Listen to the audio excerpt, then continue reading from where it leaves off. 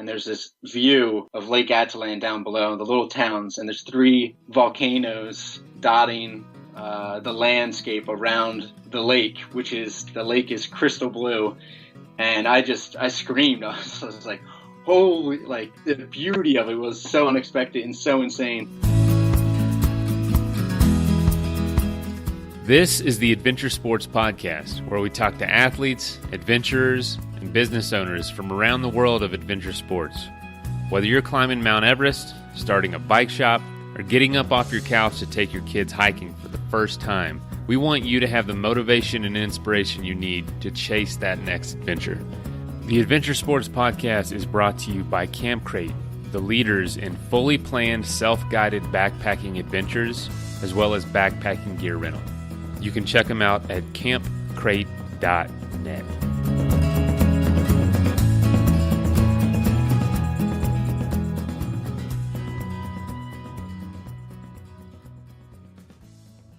So this is one of the first Adventure Sports Podcast episodes I've ever listened to, and I was a listener back then.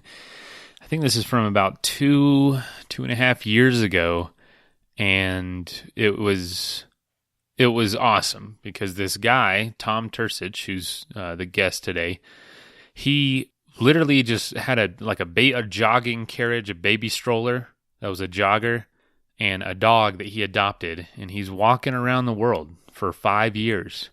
And it's just been, it's just a pure adventure. It's awesome.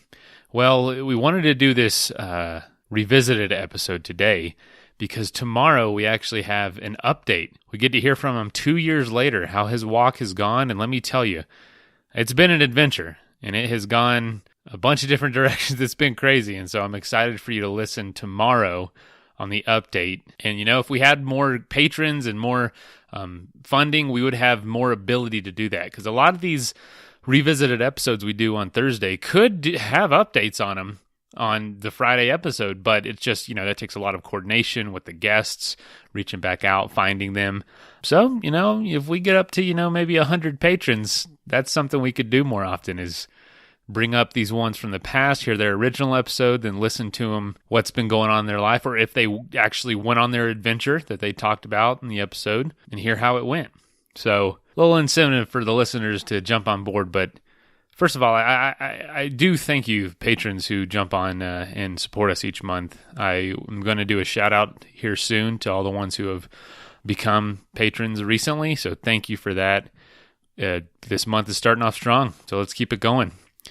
This is, like I said, last month was our best month ever in listenership, and this month, crazily enough, is already off to the best start, which is just, I couldn't be happier. So thank you for that.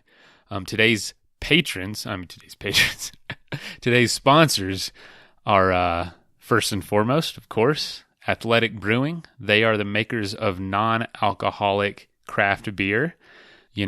I've been going to a lot of free events lately with Camp Crate specifically, and pitch competitions and, networking events, and holy cow, there's always free beer, which is great. It's nice, but it also, a couple times of that a week, and I just kind of feel groggy in the mornings. I don't love it.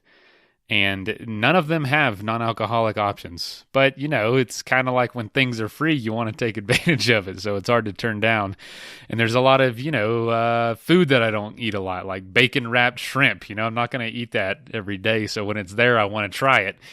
Or I want to try it. I know what it tastes like, but I want to eat it. A couple times of that a week for the last couple of weeks is starting to get to me. So I do wish I would have had a non-alcoholic beer option, which is a perfect scenario for Athletic Brewing. And speaking of which, they're also funding our adventure grant that is still going on. We've got another month of applications open. Link is in our show notes if you want to apply. We're giving away $1,000. And mark my word, the more people that apply, the more interest we see in this. Next season, we're going to make even more of these. We're going to have a bunch of grants and scholarships to give away to people. Also, we have the Nomadic. They are a subscription box for the outdoors.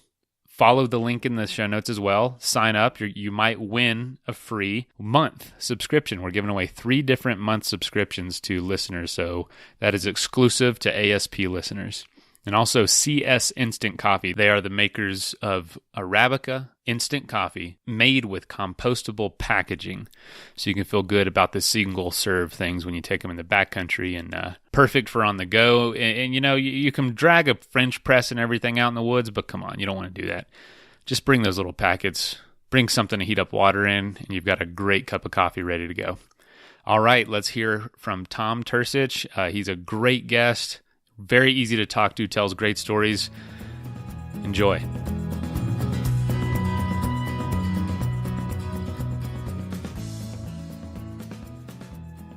Today I have Tom Turcich with us, and Tom is doing something I think a lot of people dream about, but very few people actually pull it together enough to try to do it, and I love his story. Tom is walking around the planet. He is working toward walking on all 7 continents over 5 years, and he's been on the road now, walking for 2 years, and he is here to tell us about what life on the road is like and what it's like to walk around the planet. I'm really excited about this episode.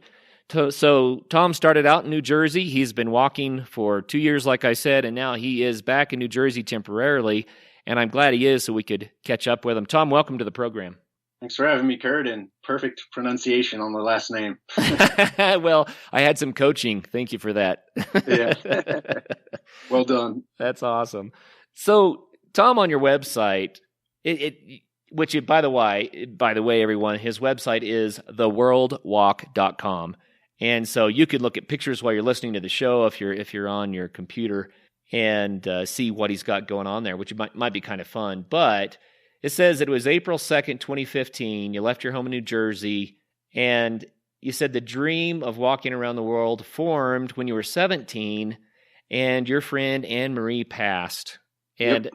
Man, that hits me in 2 places. One is my wife's name is AnneMarie, so, that's kind of a strange coincidence. But the other thing is that the loss of a friend is a life-changing event.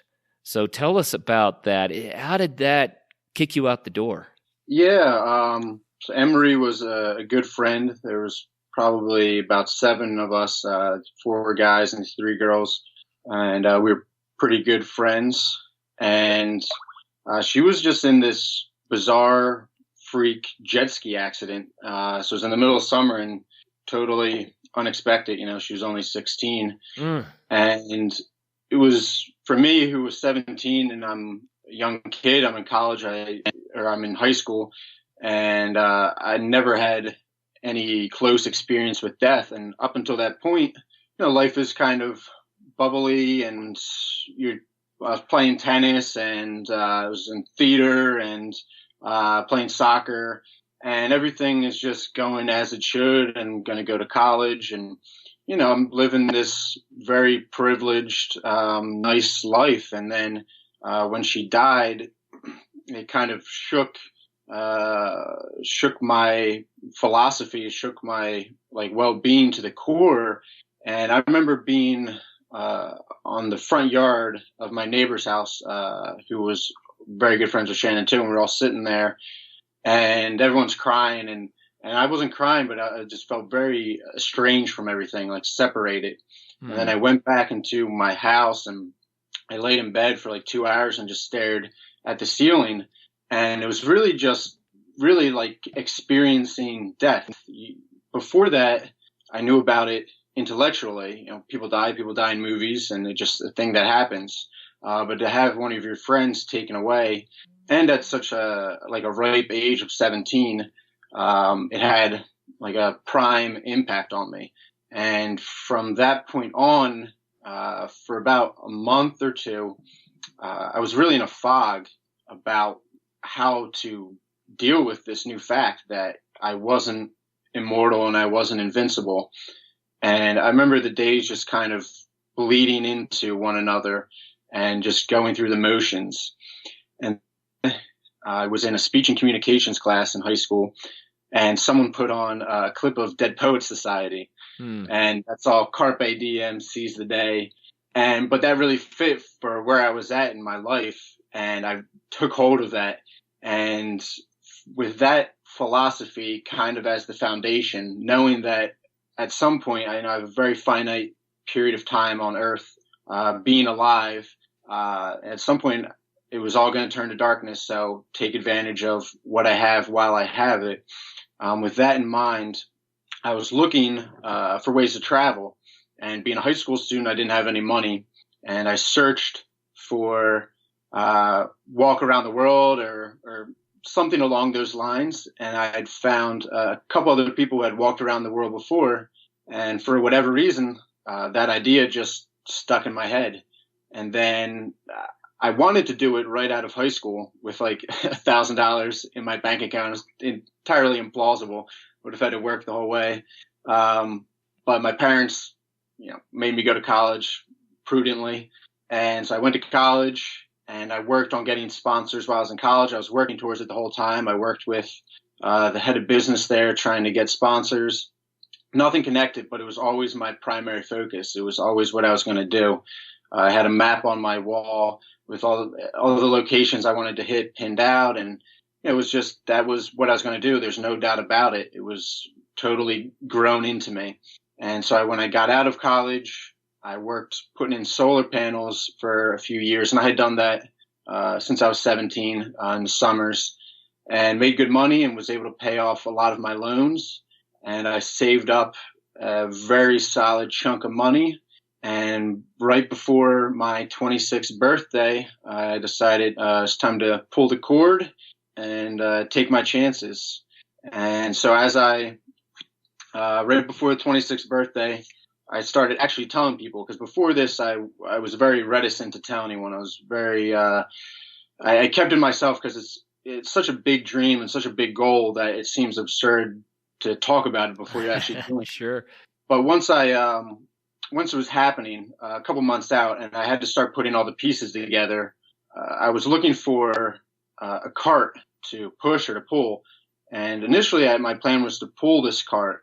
And so I bought this little bike trailer, and I went to get it, the arm modified so I could hitch it to my belt or something and pull it. And when I went to this local maker space, I ended up meeting the owner, and he's from the same town as I am, another guy named Tom. He was really good friends with my best friend's family, so we just hit it off, and he's gregarious and outgoing in the way that I'm not. And so he ended up taking on kind of my promoter for this first few months before I left, and was able to get me a couple sponsors and on the news and in some newspapers. And through that, I hooked up with Philadelphia Sign, who's my primary sponsor. And so Philadelphia Sign, the owner and CEO, is a great guy, and AnneMarie. So he sponsors me. So I get essentially just a paycheck every week to see this thing through. And he donates $1 a mile into AnneMarie's scholarship fund. So that's awesome, man. It's really, this whole small town has really gotten behind me. And it's amazing how much impact AnneMarie's passing has had on everyone in my life. So one thing that I picked up there, Tom, that I think is really, really cool is that, you're kind of quiet about it. But then when you did say, I'm doing this, I'm going now, then the doors started opening up. And, all the way through college, you're looking for sponsors. And people are like, oh, yeah, whatever, it didn't happen. But as soon as you say, I am doing this now, I'm going out the door, then the sponsorship stepped up to the plate and things started working out for you. And the reason I highlight that is because so many of our guests encourage people, just go for it. Quit waiting. Go try something. You'll be amazed how the doors will open if you just do, right? Yeah. Instead of just dreaming about it, go do it. And it's cool the timing worked out that way for you. Yeah. I think it applies to pretty much everything in life. But, if, for example, if you wanted to meet a girl, you want to meet a nice girl and say you're into rock climbing, you should go to the rock climbing gym, and meet someone who's from the rock climbing gym. You don't go to a bar and meet a girl at the bar. Or right. If you're a writer, you go to, writing conferences and you meet other writers, and then that world kind of starts connecting together. But it's the same with everything. You just gotta start doing it, and then the connections build. But I was very fortunate. I mean, I got the sponsor before I even took a step. So very, very fortunate in that respect. Oh, that's awesome. So give us a little bit of an appreciation for the magnitude of what you're doing and what you've done so far. So if you can tell us just a brief sketch, where have you been in the last 2 years? How far have you traveled? That kind of stuff. Yeah, so it's been just about 10,000 miles that I've walked over the past 2 years.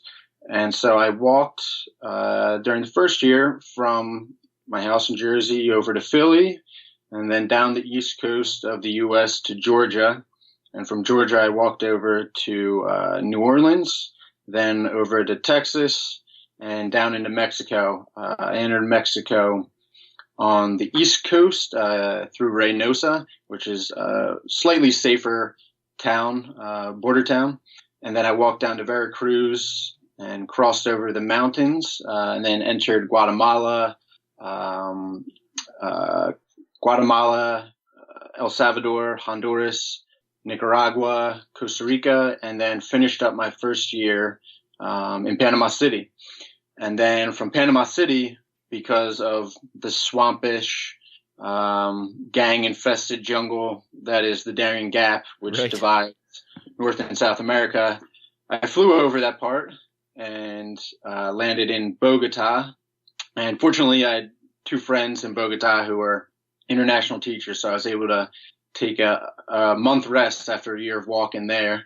And then from Bogota, I walked over to Quito, Ecuador, and then down into the deserts of Peru and along the coast of Peru to Lima, and down another couple months of desert to Chile, to San Pedro de Atacama in the Atacama Desert, and then over the Andes into Argentina, across Argentina through the hottest state during the hottest time of year. Yeah. It was pretty terrible. And then to my cousin's house in Uruguay. Fortunately, I randomly have cousins in Uruguay, so I made that my endpoint for the South American leg. And then from Uruguay, so I had my dog at this point, and so I left my dog with my cousins. And from Montevideo, I flew down to Tierra del Fuego or Ushuaia and took a boat to Antarctica for 10 days. And so, yeah, it's been 3 continents, about 10,000 miles. And I guess off the top of my head, I'd guess 12 countries so far. Yeah. Wow. Man, that's pretty impressive.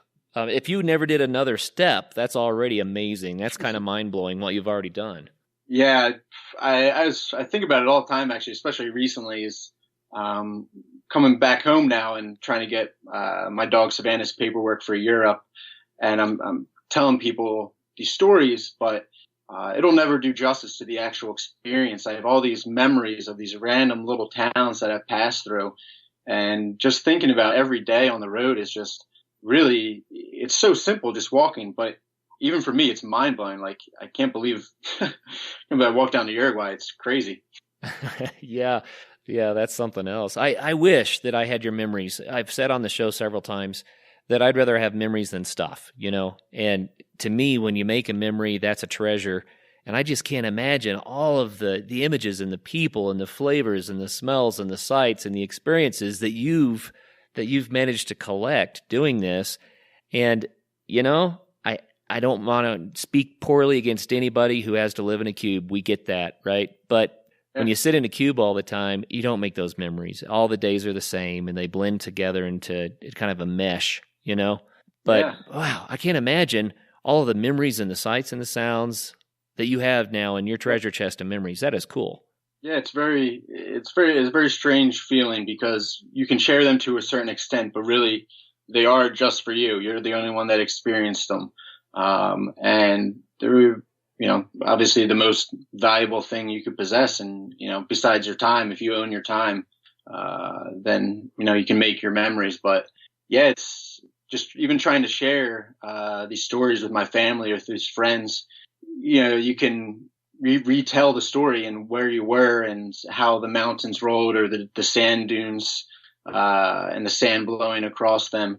But it'll never do it justice to when you're there and you're experiencing, like you said, the sounds and the smells and and the people and what you're feeling at the time. Sometimes I got into this town and it was after walking 25 miles or 30 miles.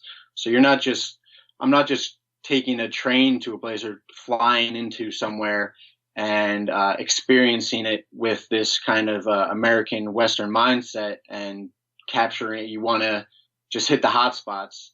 I'm kind of out in the middle of nowhere, and I've been out there for so long that I really was inundated in these places. And so when I got to a new town, it's from a very different perspective than, say, if I had driven there or if I had flown there. Absolutely. I do a lot of backpacking, and that's one thing I love is that you connect all the dots when you're walking. Exactly. And when I fly into some place and I land and I get off the plane, it's disorienting, for me anyway. I'm like, I don't even know where I really am. I know on the map, but I entered this steel tube. It's kind of like I was teleported for an hour or two, and now I'm somewhere completely different. And what do you do with that? But if you can connect the dots, then somehow it just adds a lot of meaning and context, Certainly, yeah. And not to take away anything from anyone who travels, I think it's phenomenal if you were to go to Moscow or Madrid or anywhere in the world and get to know that place for a week. But I do think, too, after walking, I never thought this before walking, but after walking for so long, to travel through like 4 destinations, you really sell the country you're visiting short, and you sell the culture short, and you just get this one sort of occidental view on the country, which is less true than it could be for you. Yeah, no doubt. Just for fun, the way that you said that is perfect. It made me think about Mexico, and the reason is that a lot of people from the U.S. go down to Mexico to go on vacation at a resort, and then they fly back home again. Mm-hmm. So they really don't see Mexico. They see a resort that happens to be in Mexico. Describe the real Mexico to us, just because a lot of our listeners probably know the resorts, and that's it. Sure, yeah. No, Mexico was phenomenal. Since it was the first country for me walking through, going from McAllen, Texas, and then crossing the border was a really big shock. And I had a hotel booked just 6 miles across the border for that first day because I knew it was going to be a shock, and I wanted some place to kind of rest and get myself together once I started pushing further in. But even those first 2 hours in Reynosa, and Reynosa is a better border town, but it's still a little bit dangerous, and there's definitely a drug and gang presence. And I also didn't go in with the best eyes. It was so starkly different from the U.S., and I hadn't built up like Mexican eyes. I didn't know how to look at it through the Mexican perspective yet, so I can't really speak to Reynosa truly, or obviously as well as a local could.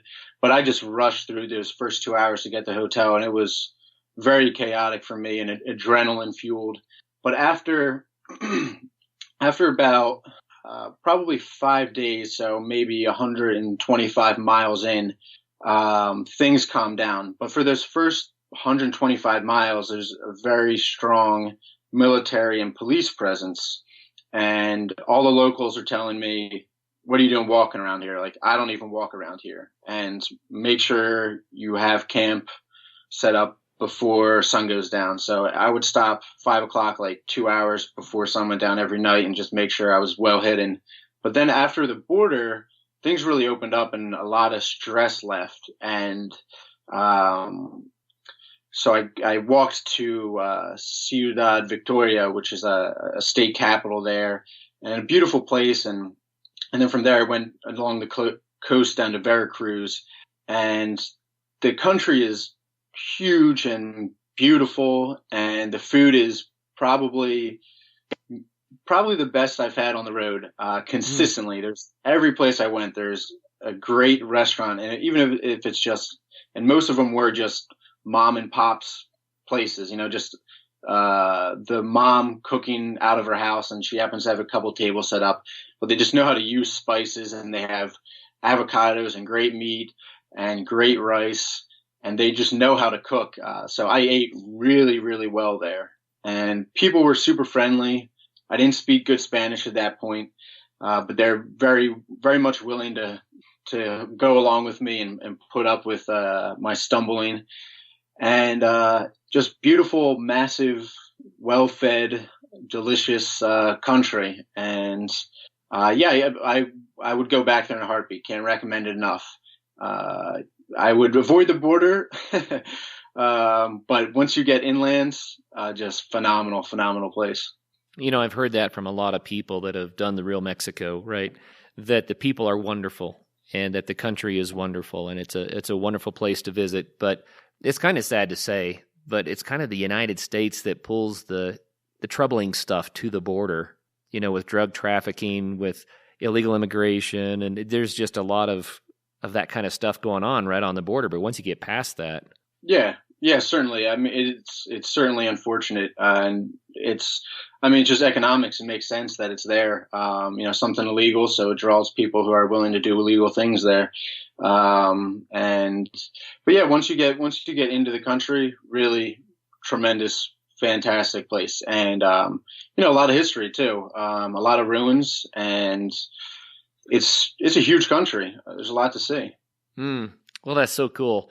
I'm jealous, man. I think it would be so much fun to be able to immerse yourself in the world like you're doing, going from country to country and culture to culture. Athletic Brewing is pioneering non-alcoholic craft beer. Yeah, I said non-alcoholic craft beer. And there's a number of reasons you might want to do that, whether you're training for an event, which a lot of our listeners are, or, if you're babysitting and don't want to be drunk in case something happens. I mean, stuff happens, but you still want to sit down and enjoy the game and have a beer. This is an incredible option for a full-flavored, full-bodied beer. Each can is only 50 to 70 calories. With IPA, golden ales, stouts, and tons of seasonal offerings, Athletic Brewing is a great option if you want that craft brewery taste, but not deal with the effects of alcohol itself. If you'd like to save 15% on your first order, go to athleticbrewing.com and use the code ADVENTURE at checkout.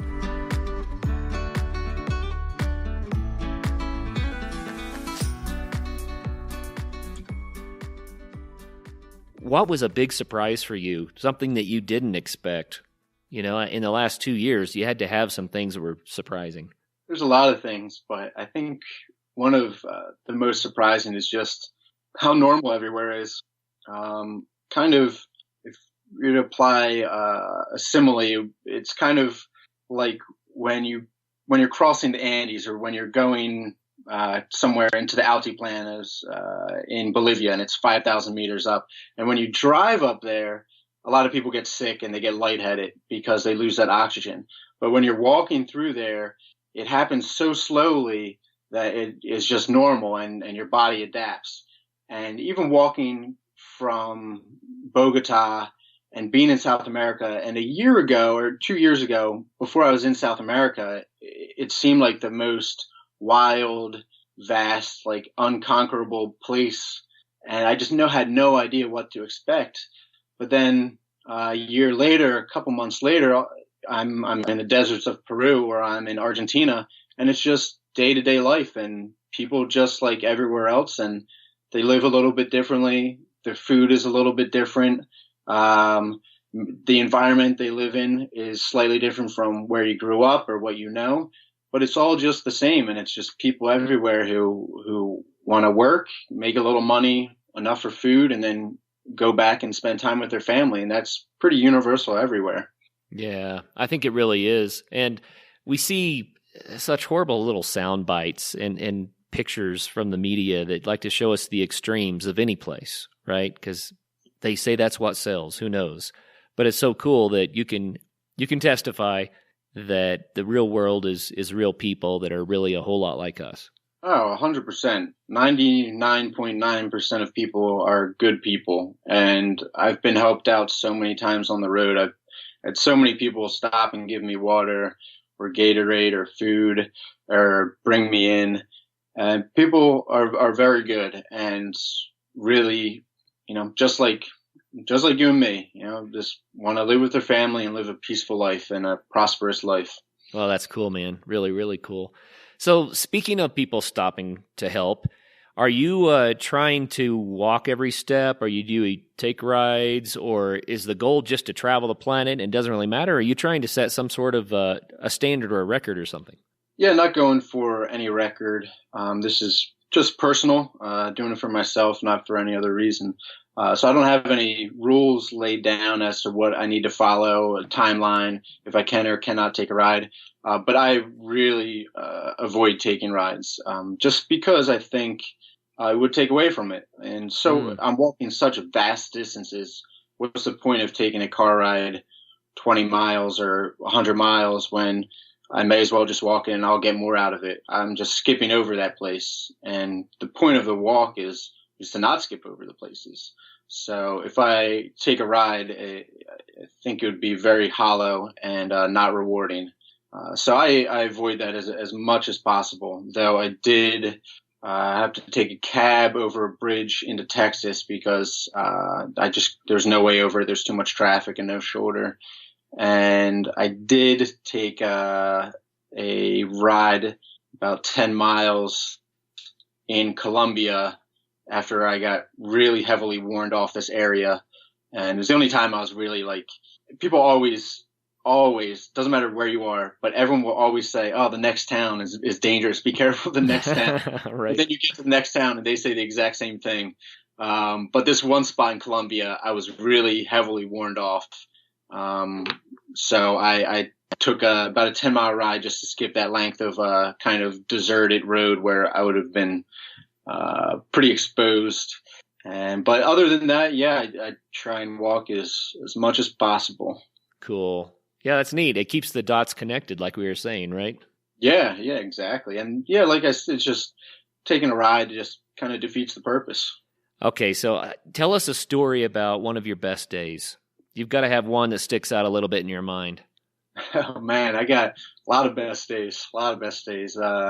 Every day out there is the best day. I don't know. What did you want? Did you want to hear from Central America or South America? I can go either way. What's your preference? Let's go South America. All right, South America. So one of the best days, I would say, in South America, very simple day, just out in the deserts of Chile. I just left Arica, which is this northern port city, and I was probably 3 days into the desert at that point, and there's very little there. And so when I'm walking, and it's this beautiful road, I'm following the Pan American at this point, so it's this very big road, but there's very little traffic, so it's peaceful.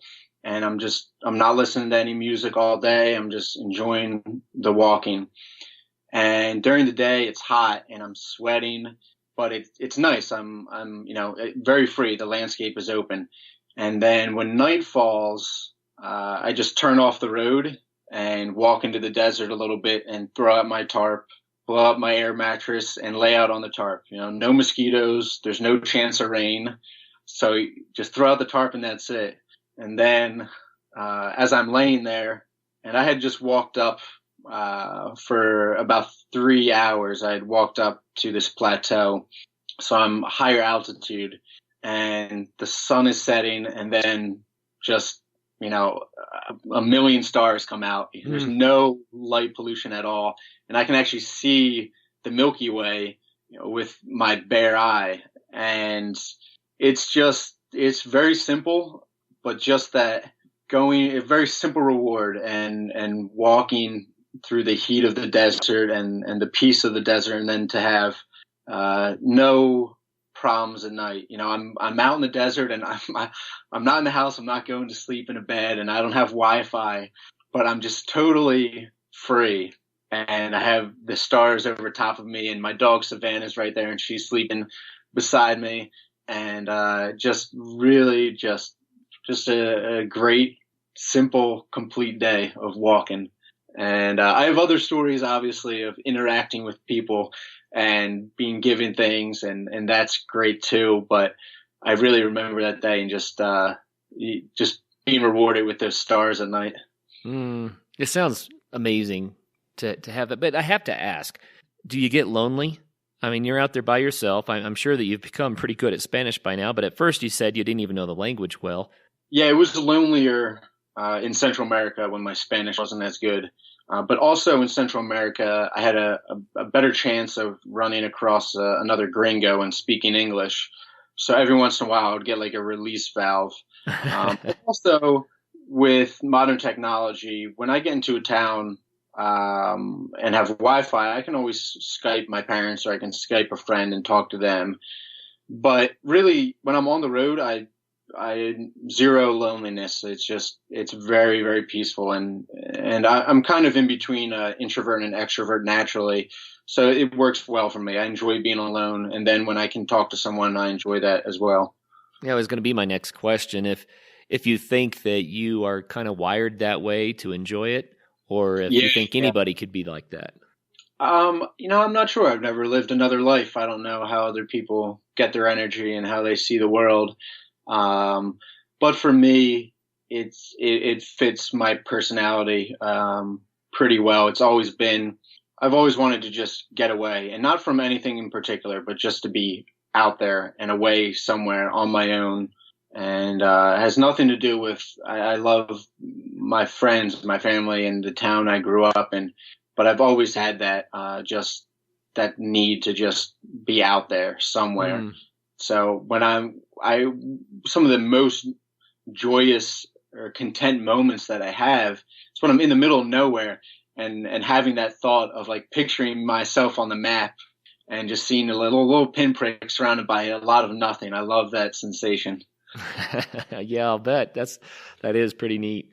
So I don't want to get too philosophical here, but I know that doing what you're doing has had to change your perspective about the planet to a large degree.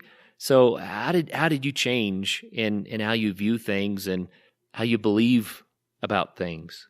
Well, a lot of ways. I was thinking about this other day. I could never fully encapsulate how I've changed from 2 years ago to now, but I've changed tremendously. I've seen a lot of things in different cultures, and just the act of walking every day is so meditative. I remember the first 4 months walking through the U.S.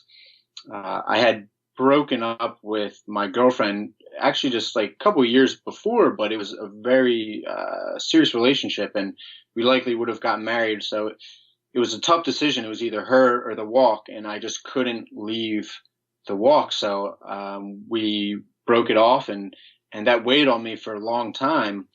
This kind of alternate life I could have been living, and it took about 4 months of walking, and every day just turning over memories and thoughts, and why I acted this way or why she acted this way, and seeing every memory from a different angle every day, and then got to a point where you had looked at your life in every possible configurable way. And so the problems just dissipate and you realize, you're just who you are. And so I'm now, especially after 2 years, I'm very, very much at peace with myself. I'm very content. I've never been content. And maybe that's a part of growing up and just having another 2 years under my belt. But I also think the walking and how meditative and how you ruminate on your life really has just affected me inwardly. And, most for the past 2 years, I've been living out of this cart, and I don't have a tremendous amount of possessions. Everything I have fits in that little cart. I have my family at home, and I have my friends, and then I have my dog, and I have my cart. And knowing that I can live like that and live really happily and as happily as I've ever lived out of this little cart with very few possessions, gives me confidence that no matter what I do, I can be content with life as long as I'm content within myself. So that is certainly the most profound, fundamental change that I've had, and it affects how I view everything. Obviously, it's pretty fundamental change. But as far as perhaps something that I've learned externally through my walking, I would say the most profound external lesson that I've learned is how much impact a government can have on a country. Oh, yeah. for example, prime example, going from the U.S. from McAllen, Texas to Reynosa, Mexico. The people who are living in essentially the same town, there's the same weather, it's the same geological conditions in McAllen, make three times as much as the people in Reynosa, and their lifestyle is totally different. People in Reynosa probably have a lower mortality rate and are living in concrete houses with the rebar sticking out. Whereas if you just cross the border, suddenly the houses are three times as large, and people are buying things. And another very drastic line was from Ecuador to Peru. And Ecuador is pretty strongly socialistic, insular country, very strongly protected borders. So things are expensive there, but the people live very well and they have very good benefits.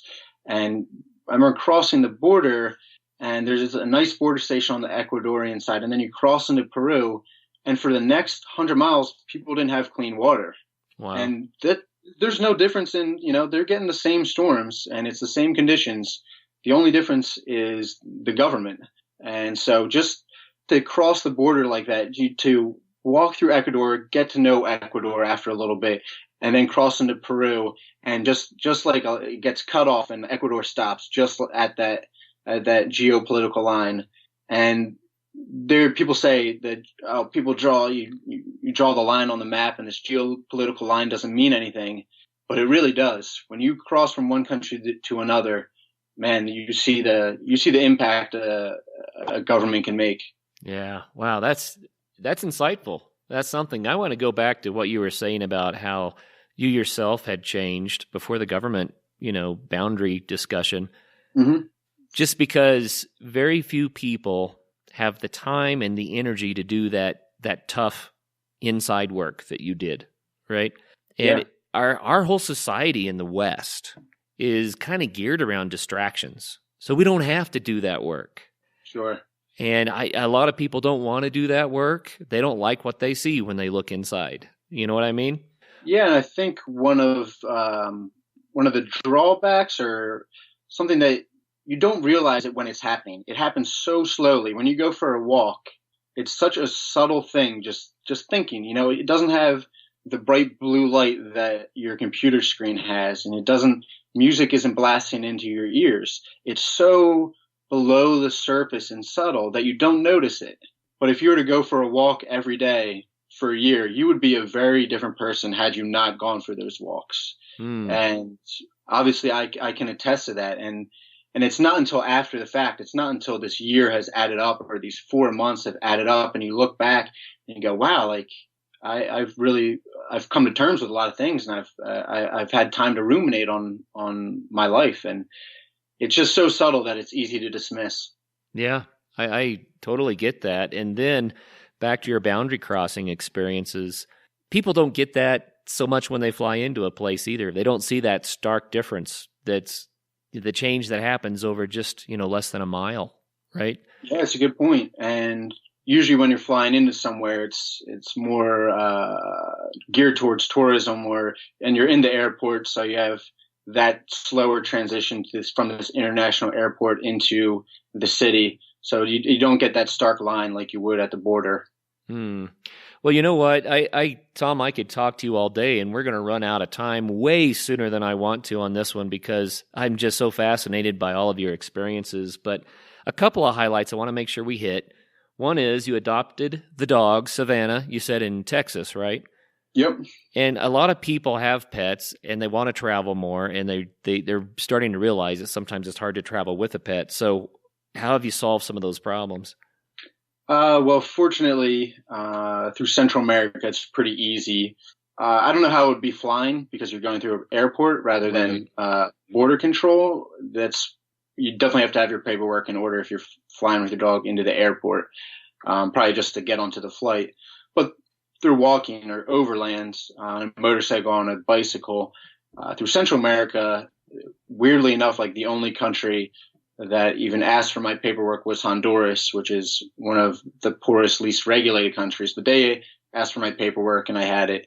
And then in South America, just about every country asked for it except Peru. Savannah just walked in. But it's really just a matter of how much energy you're willing to devote to get your dog or your animal across. And for me, 99 out of 100 days, it's just me and Savannah. We're walking and don't have to think about any of that. But then when we do approach a border, worst case scenario, okay, I have to devote 3 days or 4 days to get her across, to get everything in order. Or as now, this is probably as bad as it's going to get right now, but getting her to the UK, really long process. And I'm going to find out about that later tonight. But yeah, it's really just comes down to how much energy you're willing to devote to bring your dog and if it's worth it. But for me, when I'm walking, we're together literally every minute of every single day. And I can't imagine doing it without her now. This is something we're doing together. Right. Wow. That's cool. I've heard that some countries want to quarantine a pet for a period of time to make sure that, it doesn't get sick or something and you're not bringing some illness into the country. Have you run into those sorts of pressures? Yeah, that'll be with more island countries. So Australia, the UK, Iceland. Like Iceland's very, very, very strict. And I think it's a mandatory quarantine, irregardless if you have the paperwork or not. Whereas with the UK, you can do all the paperwork and get the test run at home, and then you skip the quarantine. But it's still essentially quarantine. I mean, you're at home getting the paperwork, and you have to wait. There's 2 months or 3 months to get her across and for the test to go through. But besides those, once you're inland, it shouldn't be super difficult. It's probably just rabies vax and then the local health certificate for the country you're entering. And you get that in a day. Your paperwork's in order. She looks good. And that's that. It's just the islands are the bigger problems because they can maintain their rabies free status. Oh yeah. Yeah, no doubt. I want to take a second to tell you about The Nomadic. It's a subscription box curated for outdoor enthusiasts by outdoor enthusiasts. So each month you get a hand-picked selection of the latest and greatest outdoor gear that's been trip tested and approved by the Nomadic product team, which is made up of guides, athletes, and bona fide adventurers. They partner with brands like Mountainsmith, Gearaid, Sea-Line, Mizzou, Empowered, RX Bar, and a lot more. This month's theme is Relax to the Max. So one item inside is an exclusive hammock by Lawson Hammocks, an award-winning hammock maker who's been voted #1 by Backpacker and Outside Magazine. So order by May 14th to get this box. So get quality gear by brands you trust delivered right to your doorstep monthly. Learn more at thenomadic.com/ASP.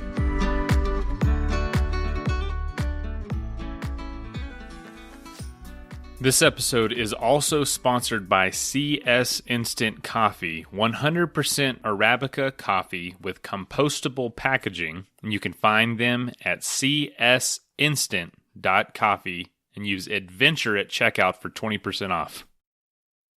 Well, before we go, I have to know about your future plans. Your route continues. You have years more to walk. So what's next?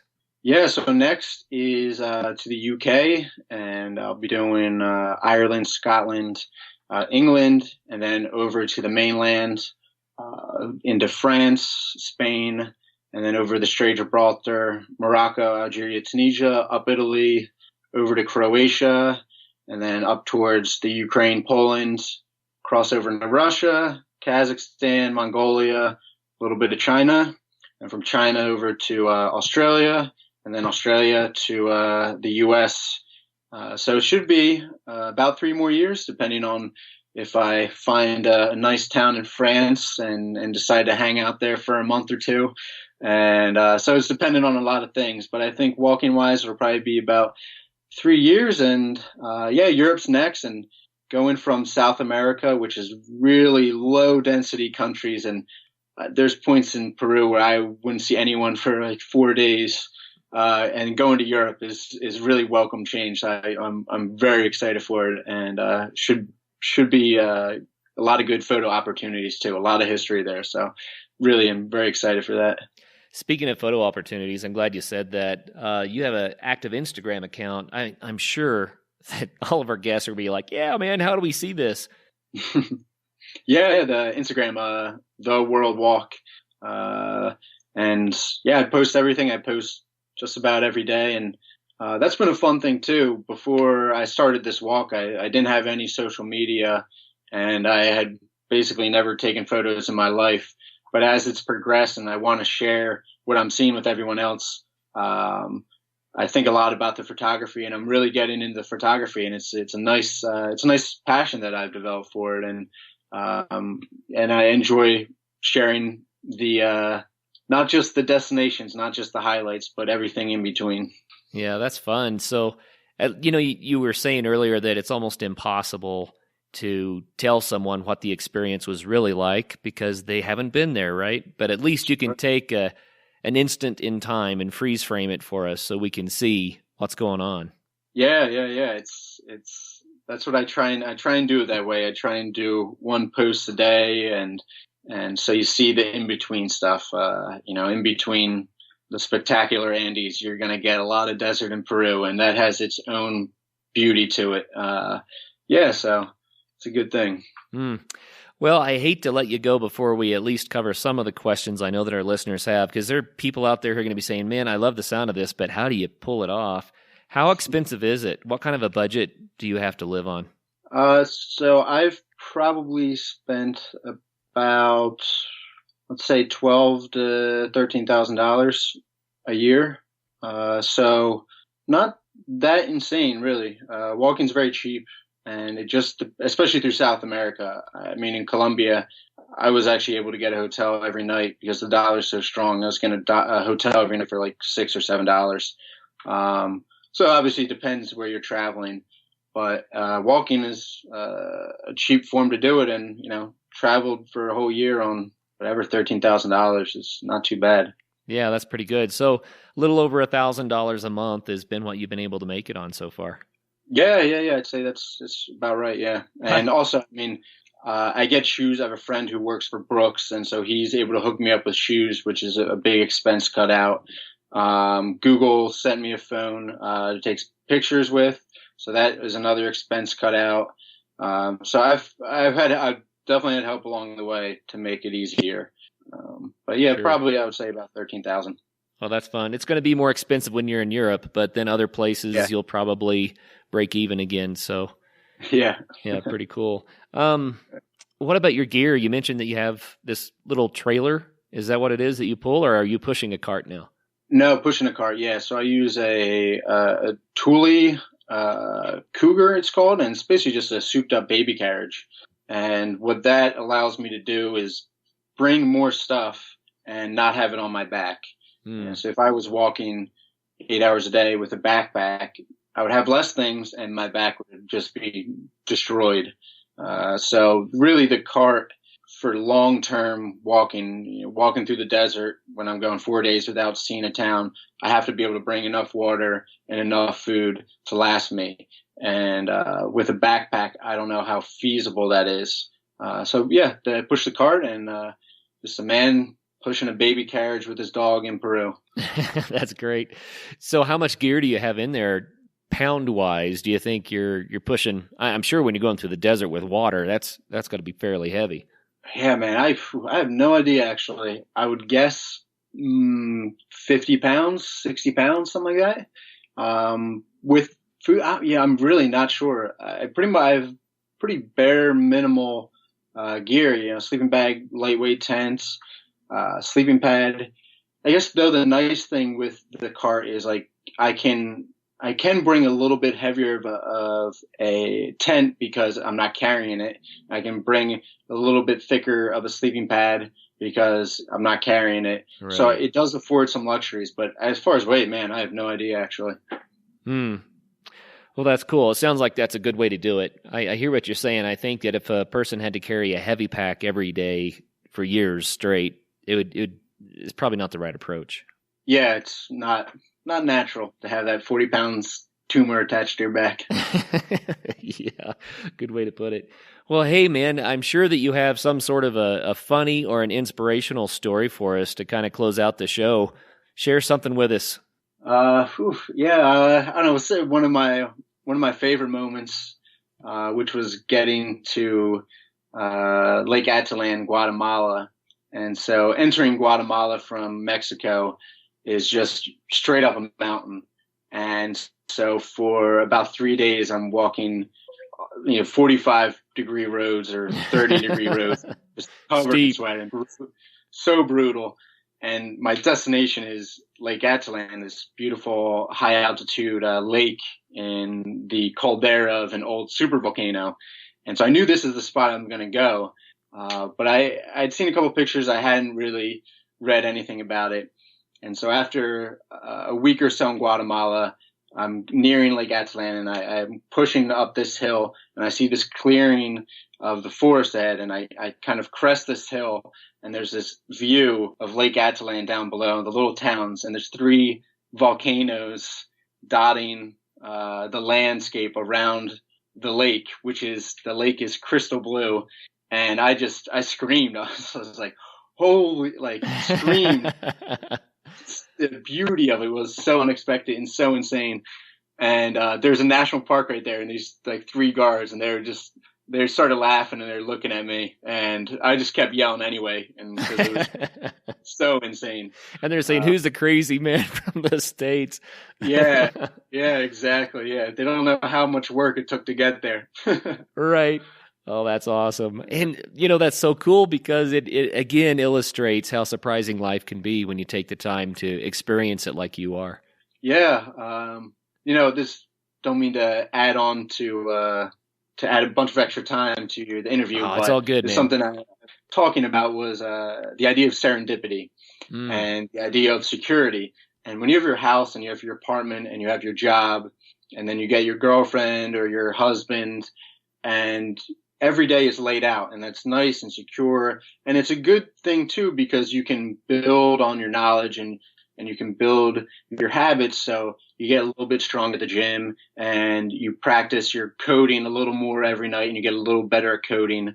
Whereas on the road, you can't really build up these skills as you can when you have your habits set and you have a space to work on things. But on the road, when you're traveling, you're left open to this serendipity, and you're left open to stumbling across this hotel I reached right before I got to Lake Atitlan was one of the coolest hotels on the top of this mountain for $5, and the people were so friendly.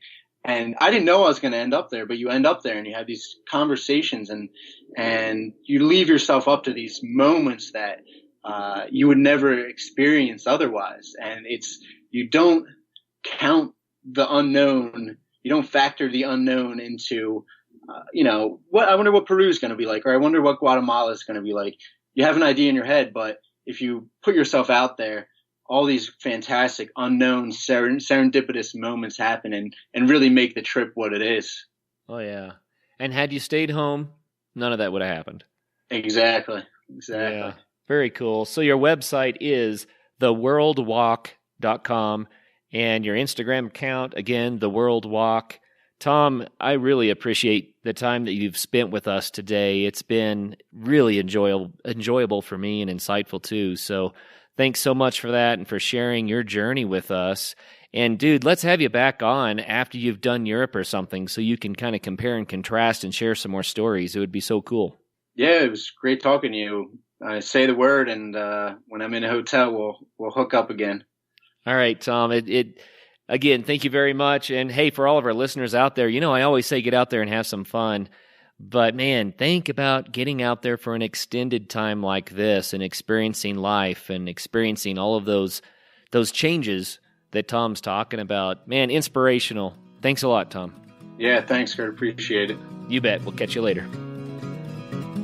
Well, first of all, thank you so much for listening to this episode. It really means the world to us that you want to spend your time with us.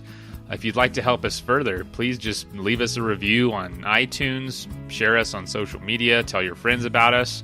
You can become a patron, a supporter of the show for $5 a month at patreon.com/adventuresportspodcast.